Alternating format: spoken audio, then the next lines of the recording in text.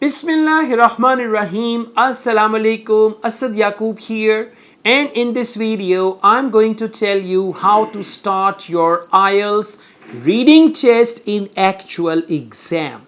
I've made many videos where I have actually solved the tests, part 1, part 2, part 3, where I read the passage, read the questions, everything. But this video is going to be an exclusive video on how to solve your reading test, whether it is academic reading or gender training reading.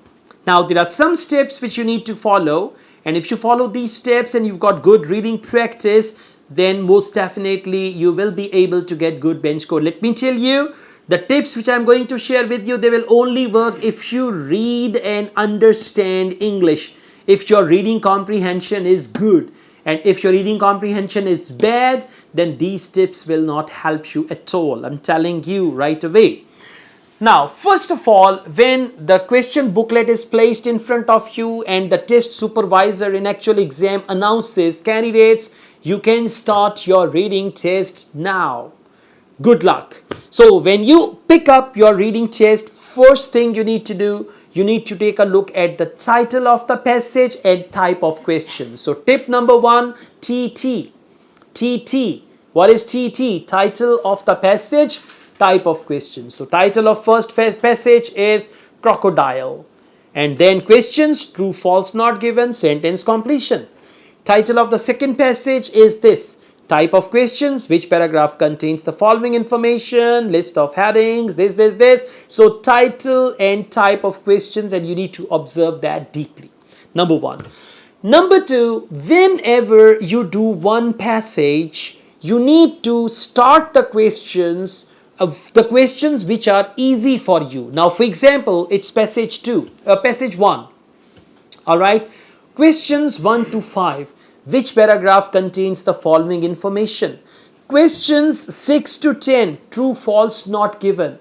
Questions 11 to 14, sentence completion. So in this case, never start with which paragraph contains the following information. These 4-5 questions need full scanning of the passage, and it is going to take a long time. So you read first questions like which paragraph contains the following information, read the questions, underline clue words, but it's a good idea to start with sentence completion first, because sentence completion and true, false, not given, these are two question types where questions and answers are in order. Start with sentence completion, then you should do true, false, not given, and I'm sure by the time you complete sentence completion and true, false, not given, you would have answered many questions of which paragraph contains the following information, and then it will be easier for you because you will be familiar with the passage already.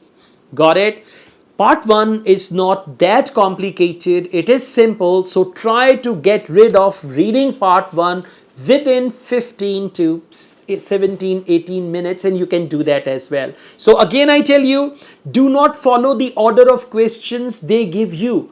You need to follow your own order, that if for you questions 11 to 14 are easier, start from there. Then you can go back to questions 6 to 10, and then you can go to questions 1 to 5. You need to make your own order. Always attempt the questions first, which are type A. Type A means questions in the passage, they are in order.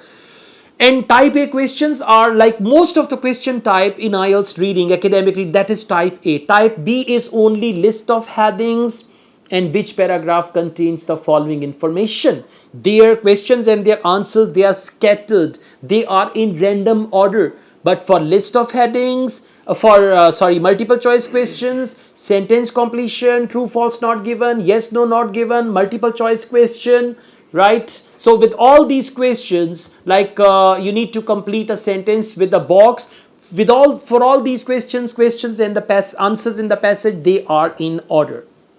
Now, after part 1, when you move on to part 2, again see what's your favorite type of questions and where they are. The type where you are comfortable, start with that type, identify the type. Oh yeah, this is type A.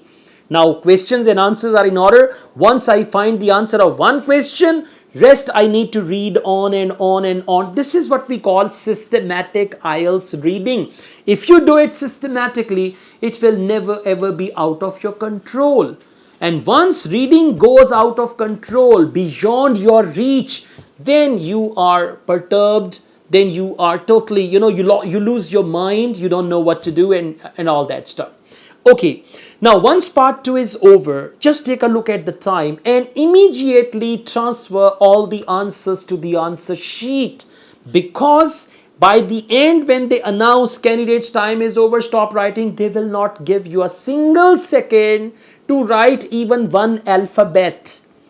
I'm not actually exaggerating. Not a single second to write one alphabet. You have to drop your pen, otherwise you will be penalized. Your result will be delayed. This may lead to cancellation of the test. So part 2, write all the answers on the answer sheet, and now you can start with part 3. Now I have noticed one thing: students do not have enough time for part 3.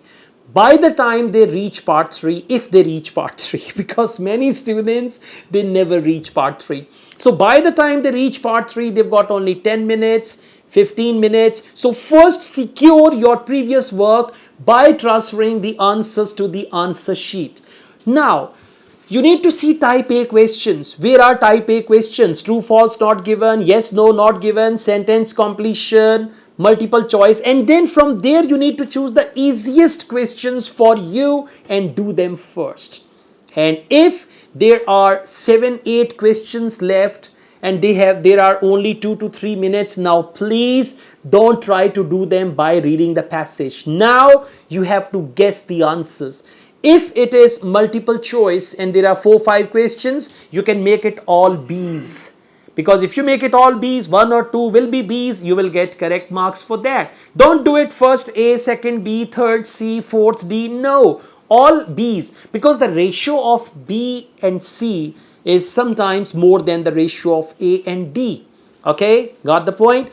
Then if it is true, false, not given, you need to mark all true or all false, because for the most part, the ratio of not given is less than true, false. For example, if there are 8 questions, out of 8, 2 will be not given, 3 true, 3 false. So if you write all true or you write all false, out of 8 you can get 3 correct answers, and 1 correct answer is enough to change your band from 5.5 to 6, 6.5 to 7, 7.5 to 8. Okay, so I mean, last 4-5 minutes and you're trying to read the passage. No, you can't make it, you can't do it. Don't expect any alien to come and solve your reading test. You need to play this guessing game. Therefore, when you reach part 3, try to solve the questions where you are comfortable, which are easier for you. Solve them first, transfer the answers to the answer sheet, and the rest of the questions, write the answers directly onto the answer sheet. And when you put your answers on the answer sheet, be careful. Answer of question number 1 should go on the box or in the box of number 1. Then number 2 in the box of number 2, and all that stuff, right? So thank you so much, guys.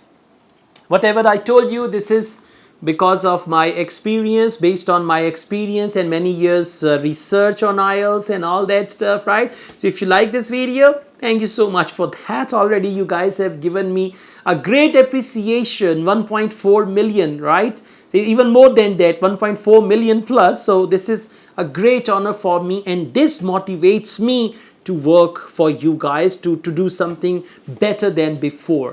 I also teach IELTS online all over the world, and in campus in Lahore, I have my morning classes in Lahore, afternoon classes and night classes. If you want to be the part of these classes, you can contact me for that. And we offer IELTS test booking service in Pakistan and in Kingdom of Saudi Arabia, right? So if you want to get your IELTS test booked, you can contact us and we can do that for you without any extra charges.